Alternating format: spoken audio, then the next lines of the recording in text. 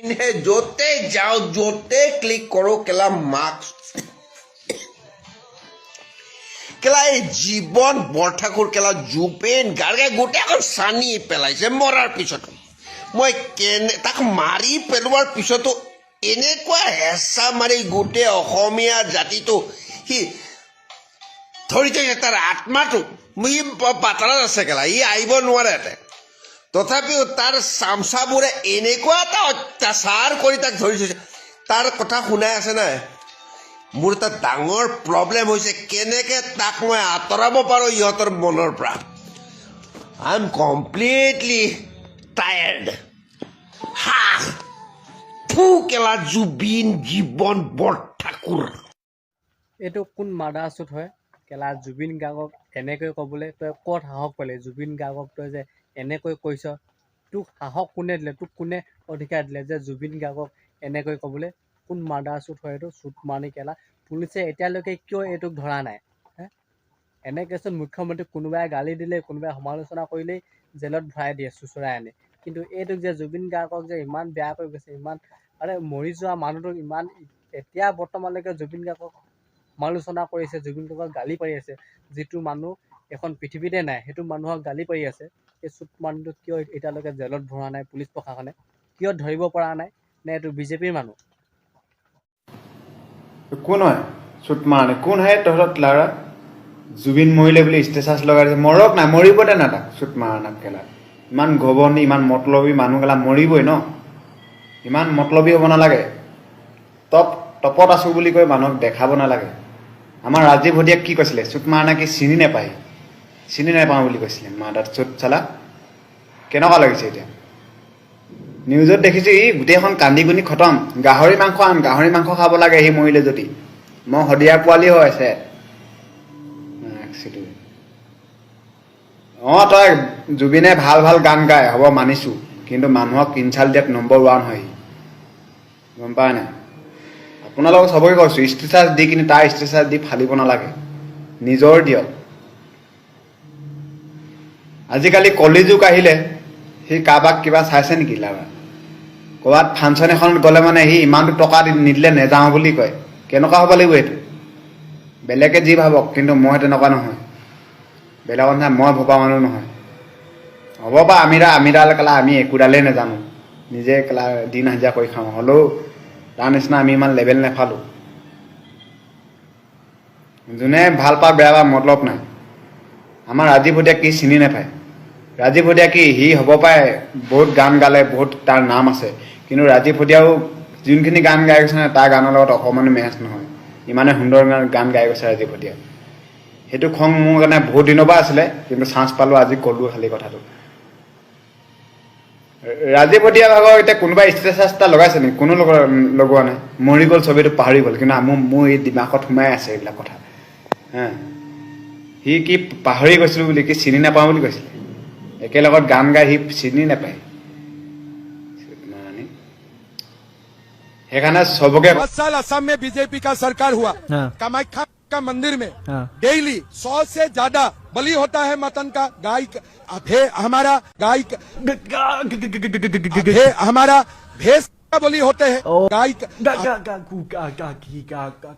আৰে মুখ্যমন্ত্ৰী মহোদয় কি ক'ব খুজিছে ভালকে কওক এনে ছাগলীৰ দৰে বেৰবেৰাই নাথাকিব কিবা যদি ক'ব খুজিছে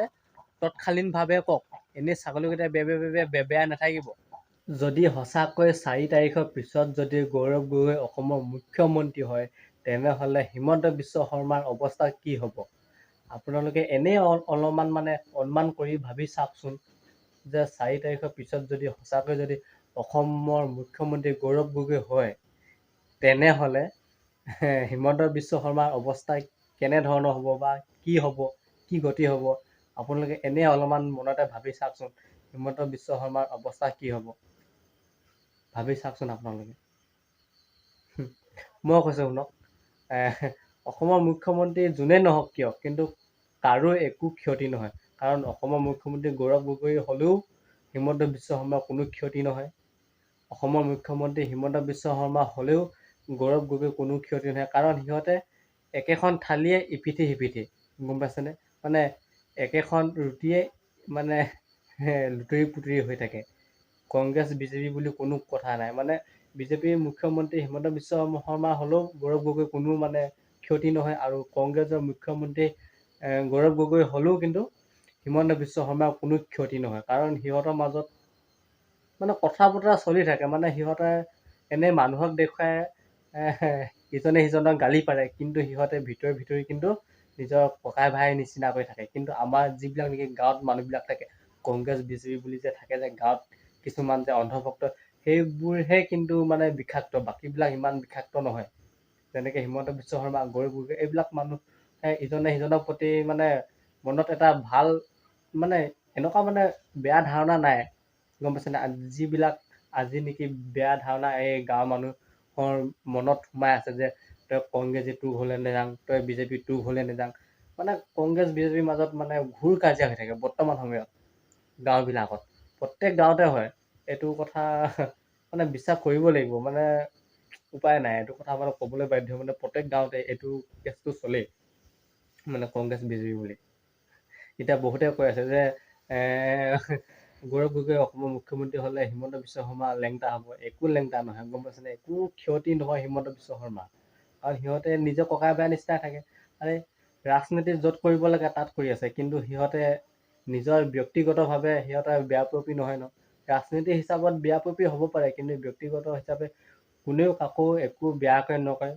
বেয়াকৈ আক্ৰমণ নকৰে। কিন্তু আমাৰ কিছুমান গাঁৱলীয়া মানুহে নিজৰ ঘৰৰ ককা ভাইৰ লগতো ৰাজনীতি কৰিবলৈ আৰম্ভ কৰি দিছে। আৰু এটা কথা এইখিনিতে মনত পৰিছে যে অখিল গগৈয়ে কৈছিলে যে হিমন্ত বিশ্ব শৰ্মা চৰকাৰ সলনি হোৱাৰ লগে লগে অখিল গগৈ হেনো হিমন্ত বিশ্ব শৰ্মাক ব্ৰহ্মপুত্ৰত দলিয়াই দিব। এইবিলাক একদম ফাল্টু কথা, আপোনালোকে এইবিলাকত ধ্যান নিদিব। আপোনালোকে এই ৰাজনীতিৰ যে কথাবিলাক শুনি যে নিজৰ ককাই ভাইৰ মাজত কাজিয়া নালাগিব, গম পাইছেনে? এতিয়া বৰ্তমান সময়ত নিজৰ ককাই ভাইৰ মাজতে কাজিয়া, কংগ্ৰেছ বিজেপি, অখিল গগৈ, লুৰিণজ্যোতি গগৈ, মানে এইবিলাক কৰি নিজৰ ঘৰখনহে মানে নিজৰ ঘৰখন বৰবাদ হৈছে নিজৰ ককাই ভাইৰ মাজতো ভেদাভেদ হৈছে, তৰ্ক বিতৰ্ক কাজিয়া ৰাতিপুৱা গধূলি ওলাওঁতে সোমাওঁতে তেনেকুৱা ধৰণৰ অৱস্থা আছে। কিন্তু সিহঁতেতো য'ত ৰাজনীতি কৰিব লাগে তাত কৰি আছে ন। ব্যক্তিগতভাৱে কোনেও কাকো আক্ৰমণ কৰা নাই, কোনেও কাকো বেয়া পোৱা নাই, মানে ৰাজনীতি য'ত কৰিব লাগে তাত কৰি আছে। কিন্তু আমাৰ নিজৰ মানুহবোৰে ওপৰত নহয় একদম মানে পুৰা খুচি থাকে। মানে তই কংগ্ৰেছ, তই বিজেপি, তোক মই আমুকটো নিদিওঁ, তই কংগ্ৰেছী, তই বিজেপি, মানে তেনেকুৱা ধৰণৰ কথাবিলাক মানে চলি থাকে গাঁৱত। এটা কথা, চৰকাৰ যাৰে নাহক কিয়, কিন্তু জুবিন গাৰ্গে ন্যায় পাব লাগে। জুবিন গাৰ্গৰ মৃত্যুৰ লগত যিকেইজন মানুহ জড়িত, সেই গোটেই কেইজনক যাতে অনতিপলমে ফাঁচি দিয়ে। আমাৰ দাবী এটাই, জুবিন গাৰ্গে অতি সোনকালে ন্যায় পাব লাগে।